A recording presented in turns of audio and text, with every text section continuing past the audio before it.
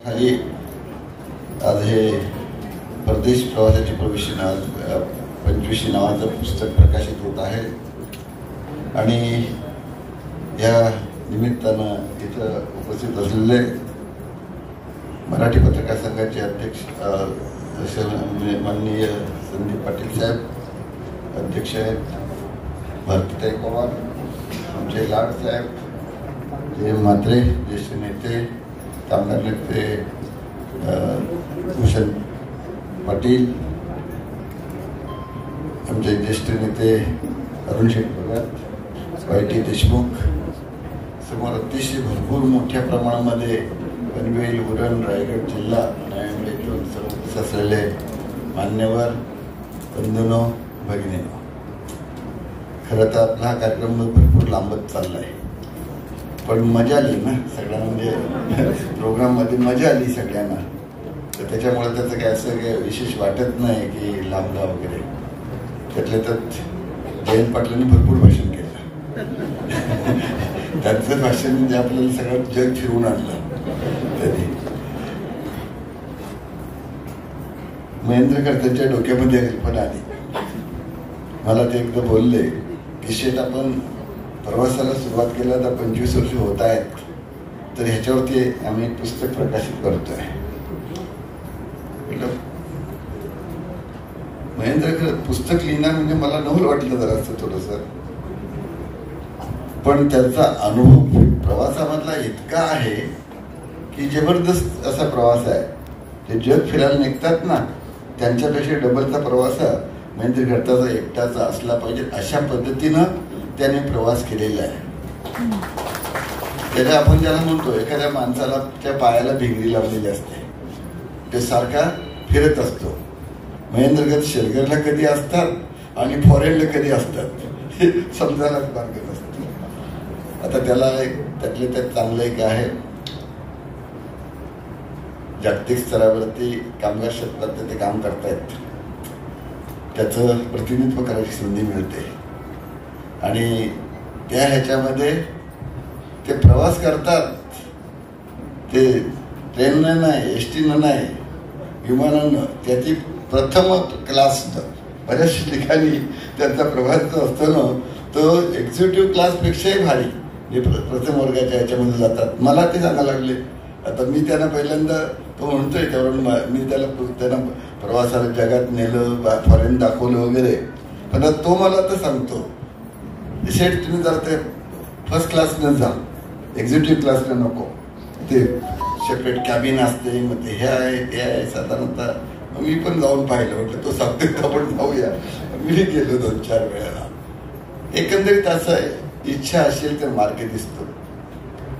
महेंद्रकर त्यांनी आता सांगितलं की त्यांना जिल्हा परिषद सदस्य बनवलं, अरुण शेठ भगत मागे बसले, त्यांना पंचायत समिती सदस्य बनवलं. आता बऱ्याचशा लोकांना काय काय बनवायची मला संधी मिळाली, जिथे संधी मिळाली जमेल तितके मी आपलं करत गेलो. पण ह्याच्यामध्ये कुणालाही काय करता येत नाही. कुणालाही काय करायला गेलो तर गुळाचा गणपती होतो, आणि तसा न होता योग्य व्यक्ती योग्य ठिकाणी भेटली नाही, योग्य ठिकाणी त्याची आपण स्थापना केली तर तो खरा गणपती होतो. आणि तशा दृष्टीनं म्हणून महेंद्र घरात हे घर बुडणारी माणसं आहेत. तुझं भाग्य आहे बाबा, तुलाच बोलतोय मी. हा ही बसली ना, अरे तू बहिणी आहात का? हो बघ ना, जास्त फरक नाही तुमच्यात, थोडाच फरक दिसतोय. तर तुझं भाग्य आहे, कारण तुझ्या इतका नवऱ्यानं कुठल्या बायकोला फिरवला असेल असं मला दिसत नाही.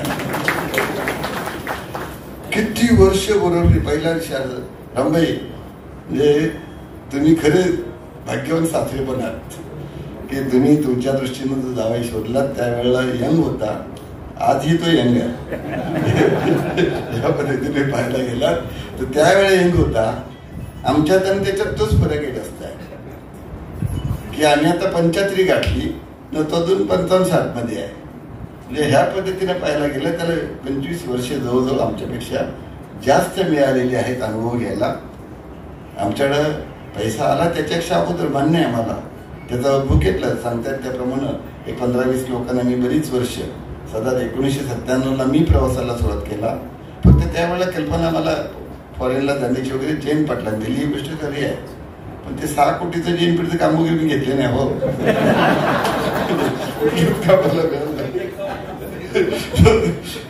त्याची ती शैली तुम्ही पाहिली त्याप्रमाणे ती आहे. तो वसंत काठवले पण हसतोय.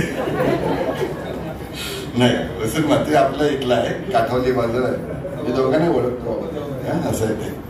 कारण काँग्रेसमध्ये वसंत काठवले काढले, तो अजून काँग्रेसमध्ये आहे. शेकात पण आम्ही काढले, तसं काँग्रेसला पण काढले. आता मी प्रवास जास्त केलाय. पहिला शेका, काँग्रेस, आता प्रवास जास्त झाला. पण देश कमी फिरलाय. देश महेंद्र घेत फिरला. काय एक गोष्ट अशी आहे, महेंद्र घेताना काही संधी मिळाली, कामगार नावाची संधी मिळाली, तर चांगलं नाव कमवलं त्यांनी. युनियन बांधली, अध्यक्षपद झालं. JNPT मध्ये ते P&O कंपनी आली. NSCT नंतर नाव दिलं. त्याच्यातून असं ऑस्ट्रेलियन पोर्ट होतं, मग दुबई पोर्ट झालं. आता हे सगळं होत असताना माझे 35 डंपर होते. किती? 35. मला ते सगळे विकावे लागले. मला जास्त जमला ट्रकचा जमला, डंपरचा, पण टेलरचा काही मला जमला नाही. त्यावेळेला ते सगळे ड्रायव्हर क्लिनरची आम्ही युनियन बनवली. महेंद्र अध्यक्ष झाले. आता कधी कधी कायकांच्या नशिबात नसतं, कायकांच्या नशिबात असं नसतं की त्या युनियनचा अध्यक्ष होण्याकरता मी विवेक पाटलांना सांगत होतो, विवेक पाटील तुम्ही अध्यक्ष व्हा, तुम्ही कारभार बघा. नाही, त्याने एक गोष्ट बोलली ती थोडीशी, त्याला मिनी निवडणूक उभे राहिलं. त्यानं तिकीट मागितलं होतं, श्याम त्याचं चाललं होतं ते. म्हटलं बघ, आता भाजपमध्ये पण तो आला असता, पण मी त्याला ती विनंती नाही केली, कारण तुला ह्या इंटरनॅशनल युनियनचं अध्यक्षपद किंवा इतकं मोठं पद मी भाजपमध्ये देऊ शकणार नाही. म्हणजे भाजपमध्ये आता मी मोठा नेता तुम्हाला वाटतोय, पण मला पण लिमिट आहेत. त्याप्रमाणे आहे. म्हटलं बाकी काही जरी झाल्या आपल्याला गोष्टी, तरी विश्वासानं आपल्यावर खांद्यावर ज्यानं मान ठेवलेली आहे त्याचा गळा कापायचा नाही ना. म्हणजे ह्या पद्धतीने आपल्याला पाहायला गेल्यानंतर मी त्याला सांगितलं, मी ज्या वेळेला शेकाप सोडला, काँग्रेसमध्ये गेलो, त्यावेळेला माझ्या पहिला बरोबर येणारे 2 लोक आहेत. हे दोघं सांगतात मी पहिला आलो म्हणून, वायटी देशमुख न महेंद्र करत. आता पहिला हा आला का तो पहिला आला, मला आता ठरवायला अवघड आहे. बरोबर म्हणजे कसं असते, ते श्रीकृष्णाकडं दुर्योधन आणि अर्जुन दोघे जातात ना, एक पायाजवळ बसतो, एक डोक्याजवळ बसतो, तशा प्रकारचा होता. पण पक्ष सोडण्याकरता मात्र महेंद्रांनी मला सांगितलं. त्यावेळेस ऐकलं होतं, कशाला तयार राहता, हे असं चाललंय तसं चाललंय, त्यामुळे यांना मला थोडस. आता ते राजकारणाच्या गोष्टी खऱ्या सांगायला नाही पाहिजे, थोड्या जात्यावर बसलं उभे येतात ना, असा हा प्रकार आहे. पण त्या ह्याच्यानंतर त्यांनी सांगितल्याप्रमाणे तो आला, वाईटी पण आला, बरोबर ताबडतोब. आम्ही अरुण 2 दिवसांनी अरुण आला, पहिल्या दिवशी नाही आला, 2 दिवसांनी आला, पण आला ताबडतोब. आणि हे सगळं झालं, काँग्रेस मजबूत झाली. पहिला शेका मजबूत होता, नंतर काँग्रेस मजबूत झाली. मग आता आम्ही BJPत गेलो. म्हटलं बा तू आलास, तुझी युनियनची जाईल ते, आणि ते फार महत्वाचं आहे. आणि त्या दृष्टीनं त्याला म्हणजे ठराव करून आम्ही करायला येतो माग. आणि ह्या पद्धतीनं आम्ही जे एकमेकाला सांभाळून घेत ते काम करतोय. पण त्यानं जे केले ते स्वतःच्या सामर्थ्यावर केले. त्यांनी आई वडिलांना सगळीकडे फिरवलं, देवधर्म केलं, जगभर फिरवलं, एकमेकांकडे फिरवलं, काय केलं, ती पुण्याही त्याला मिळालेली आहे.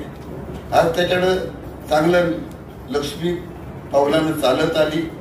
विशेष प्रकारचं आता प्रत्येक ठिकाणी हात लावेल तिथे सोनं मिळेल ना, तशा प्रकारचं झालंय. पण तो एक गोष्ट मात्र सांगतो उलटी, तो सांगतो रामशेठ ठाकूर परीस आहे. बऱ्याच वेळा सांगितलं त्याने भाषणामध्ये, रामशेठ ठाकूर म्हणजे परीस आहे. त्याचा हात लागेल त्या सोनं होईल, किंवा त्याच्याबरोबर ज्याला बरोबर घेईल त्याचं सोनं होईल. पण खऱ्या अर्थाने अनेक उद्योगामध्ये मेंदघरचे धंदे दिसत नाहीत, तू दिसत नाहीत. पण तो मेहनत भरपूर घेतोय आणि त्याच्यामुळे तिथं जे काही काम करेल तर त्याला काम देतो. तर नुसती मेहनत घेऊन पण चालत नाही. आपल्या बरोबरचे लोक असतात त्यांनाही सांभाळावं लागतं आणि माझ्यापेक्षा जास्त तो चांगलं सांभाळतोय. हे कार्यकर्त्यांना मी सांभाळलं, पण त्याच्याबरोबरचे जे आता हे सर्व कोटवाले दिसतात ना, इतके कोट कुणाला मिळत नाही बाबा. हे सगळे कोटवाले जे आहेत ना, हे सगळे त्यांना तो मानाचं स्थान देत आहे. ही गोष्ट चांगली आहे. काम करणारा माणूस आहे म्हणून तो आपला नोकर आहे ही भावना मनात नाही ठेवली पाहिजे. आपल्याला काम करणारा माणूस जो आहे ना, तो आपल्याला आपला सहकारी आहे समजायला पाहिजे. आणि तशा दृष्टीनं तर ते जर तुम्ही वागलात तर ते जीव तोडून काम करतात. म्हणजे आपल्यावरती विश्वास ठेवून त्यांचा जीव धोक्यात घालून सुद्धा ते काम करत असतात. आणि ह्या पद्धतीनं त्यांनी त्याची सगळी म्हणजे त्याचे सहकारी जे आहेत, युनियन क्षेत्रातले असतील इतर क्षेत्रात असतील, ते त्यांनी सांभाळलेले आहेत. आणि आम्हाला वाटतं की साधारणतः हे करत असताना जसं आपण म्हणतो, देणाऱ्याने देत जावे, घेणाऱ्याने घेत जावे, देता देता देणाऱ्याचे एक दिवस हात घ्यावे. हे जरी देणग्या देणी बाबतीत किंवा दानधर्म करते जरी असलं तरी त्याच्याशिवाय इतर सुद्धा ह्या बाबतीत असतं. जग फिरण्यानं आपल्या दशार्थानं जयंत पाटलांनी सांगितलं अनुभव मिळतो, खरी गोष्ट आहे. फार चांगला अनुभव मिळतो आणि त्याच्यामुळे वर्णन पाहिल्यानंतर पण आता साला आमची मजाच गेली. कारण आम्ही आपले या वयात झालो की मिक्सअपच होत नाही. म्हणजे त्या तरुण वयामध्ये आपण जसं मिक्सअप होतो दोस्तीमध्ये याच्यातून, तितकं आता की आपल्याला मिक्सिंग होता येत नाही. आणि फॅमिलीच्या 4-6 लोक गेलो तर तो ग्रुप बनतो. मी माझा आणि वाईटीचा दोघांचाच ग्रुप बनवलाय. दोघांचाच ग्रुप झाला. आपण जात होतो तेव्हा बरेचसे लोक आपण जात होतो घरी, म्हणजे नेलं ना 15-20 लोकांना मी प्रत्येक वर्षी घेत जातो. 97 पासून 1-2 वर्ष मी पहिल्यांदा केलं एकटा, 97 आणि 98 मला वाटतं. त्याच्यानंतर 99 पासून अगदी ते 2013-14 पर्यंत आमचा हा मोठा ग्रुप पनवेलचं सगळे जवळजवळ 10-12 लोकांचा विकतचं होतं. आता मध्यंतरी आमच्यावर जेम म्हात्रे पण त्यावेळेला होते, त्याच्यावरून विवेक पाटील होते, चंद्रशेठ होते. पण चंद्रशेठ वगैरे जेम म्हात्रे आम्ही जरा खास दोस्तीत होतो आणि ही जरा ज्युनियर कंपनी होती. पण तरी देखील मोहन पाटलांच्यावर असेल, हर्षवर्धनाच्यावर असेल, सर्व मंत्री संत्र्यावर फिरत असताना सुद्धा पण एक भावना अशी होती की त्यावेळेला मी वय विसरून जात होतो. म्हणजे त्या ह्याच्यामध्ये काय असतं, ग्रुपला बाहेर गेल्यानंतर फॅमिली बरोबर आपण मुलं बाळांचे गेलो तर ते त्या स्टँडर्ड वागतो. पण ग्रुपमध्ये गेलो तर त्यावेळेला जास्त आनंद लुटता येतो, जास्त प्रत्येक ठिकाणची माहिती आपल्याला व्यवस्थित घेता येते आणि ते त्यांनी सांभाळलेलं आहे. आता सगळ्या देशांचं वर्णन आम्ही काही करू शकत नाही, पण एक गोष्ट नक्कीच महेंद्र खडताला भावी काळात सुद्धा आमच्या संदीप चव्हाण साहेबांनी जशा अर्थीनं माहिती दिली त्याप्रमाणे माझे 30-35 देश फिरून झाले किंवा 40, कोण हिशेब ठेवत नाही की कसलाच हिशेब ठेवत नाही. काही हिशेब ठेवायची मला गरजच वाटत नाही. बस पांढरा शर्ट पांढऱ्या पॅन्टीमध्ये आपण आलोय, जाताना ती पण शरीरावर नसणार आहे. तर अशा पद्धतीने त्यामुळे आपल्याला जास्त चिंता करायची गरज नाही. पण महेंद्रसारखी माणसं भेटली की मजा येते. तो मला उत्सुक, मला आणखीन उत्तेजन देतो.